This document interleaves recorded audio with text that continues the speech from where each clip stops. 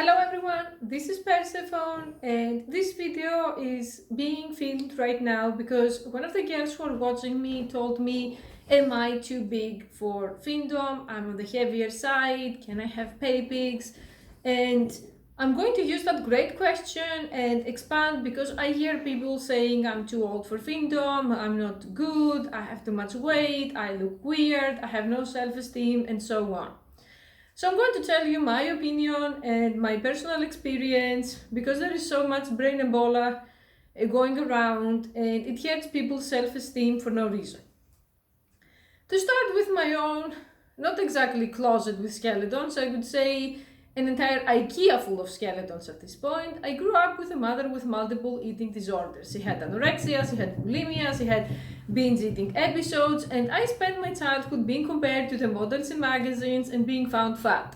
She would fat shame me non-stop, and I developed anorexia too as a teenager. The lowest point was around 88 pounds to 80 pounds, and I'm 162 centimeters. You can convert that if you use metric system and you're American. So I realized looking back now that I was never overweight. I had a healthy weight at my heaviest. All of this obsession was being fueled by what she was seeing in magazines and fashion magazines, and she would compare me with models, and she would compare me with children modeling in catalogs, and she would say, you don't look like them, you're too fat, you have to lose weight to look like them, otherwise no one will date you, I'm just looking out for you and shit like that.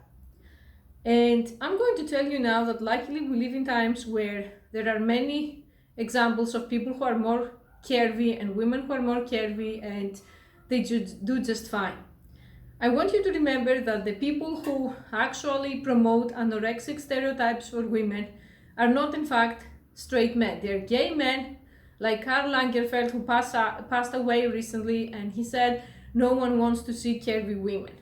That's complete bullshit here, and I don't care if he's dead and I'm disrespectful. Gay men actually don't like curvy women, and they dominate the fashion industry, and they actually promote the stereotype of women looking like young boys, teenage boys with no breasts, no ass, and this androgynous style. That doesn't mean that those standards are the standards in porn and sex work and BDSM, okay? Because you cater to a completely different audience. I say that because when you film porn, to say it very, very plainly and openly, no one is going to care if you are 10 pounds more. Okay, it's not a runaway. On the contrary, having extra curves is going to be a very big advantage. I know girls who make thousands of dollars every month and they're not even plus size, they're borderline obese. And I'm not talking about people who cater to feeder fetish or fat fetish and so on. I'm talking about normal women who are very, very beautiful. And no, you don't have to be thin, you don't have to look like a model to make money out of sex work, okay? I don't want you to worry over that. That being said, that doesn't mean that there aren't any standards. You have to not look ratchet and like a woman who doesn't take care of herself. Your nails should be on point. Your makeup should be on point. You should highlight your good features. Like if you have big, beautiful breasts, show them. If you have a nice ass, show it. If you have long legs, show them. And yes, you are going to get hate, but you get hate in life no matter what you do, so why not get hate and be rich and laugh all the way to the bank compared to just get hate and hide in your house? Okay, that's how I live by, at least.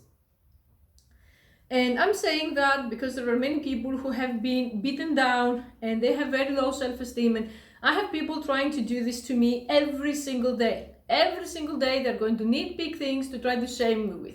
And I laugh at them because they watched my video and they got money, or I got more views and they got nothing.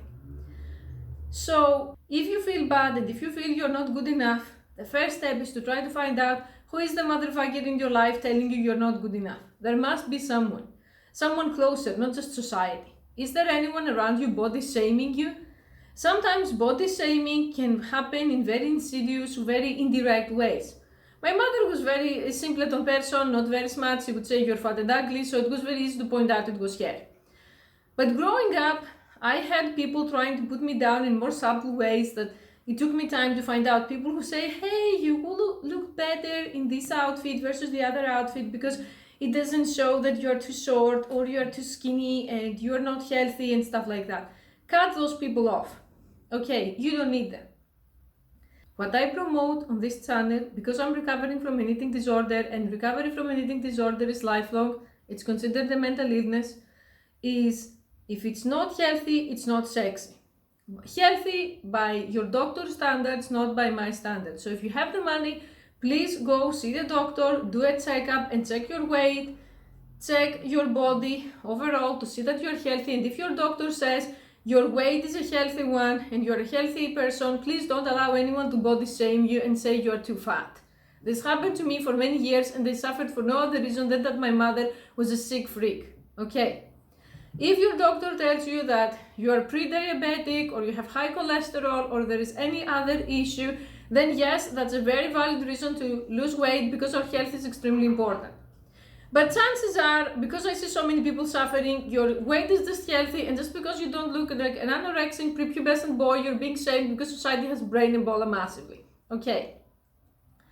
Until then, that doesn't mean that if you have to lose some weight for health reasons, you cannot do things to take care of yourself. Start exercise. For those of you that you say, I don't have money, the beach is open, the forest is open, the road is open. Even simple walking can do wonders compared to sitting around all day. Okay, start eating as healthy as you can. So do what makes you feel good and don't allow anyone to shame you. Okay, don't allow anyone to shame you for trying to make money or for being yourself. Chances are most of the people who try to shame us look like us, they feel triggered because they feel worthless, and when they see us trying to make it, they get mad. I have women saying to me when I was a kid, and being pale in Mediterranean countries and in Balkan countries is considered very bad. I had women saying that I'm pale too and I use fake tan, you should do the same, and hating me. I'm not going to put chemicals into my skin to have a fake tan and look pretty much yellow to please anyone. So if some woman is insecure and she's telling you you're not good enough, that's her problem, not your problem.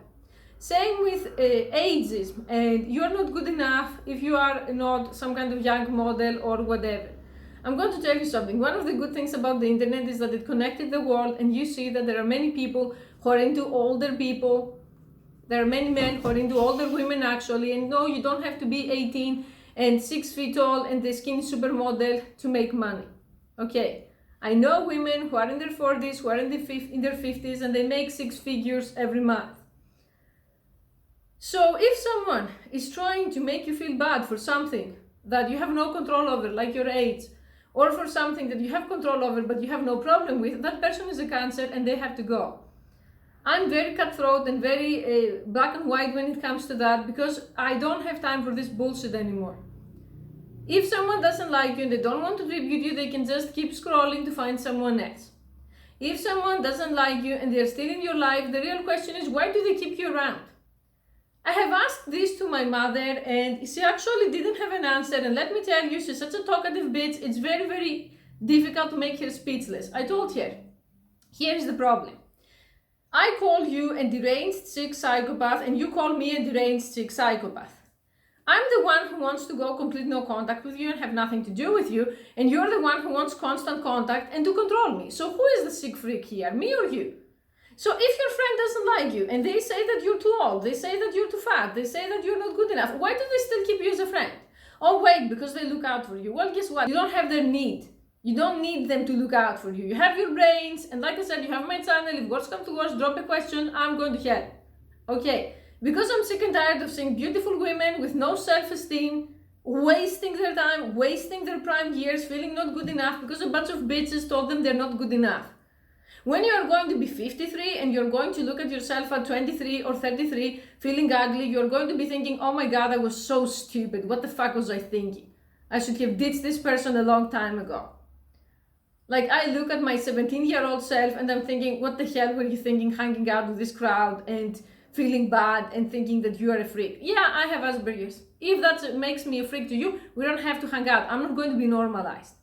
So in the same sense, you are as old as you are, you have the weight you have, and if anything needs to be changed, it's because a doctor said it, not because Tim and Becky from Clearwater, Alaska, who have Kate Moss as their idol, said it. Those people don't matter.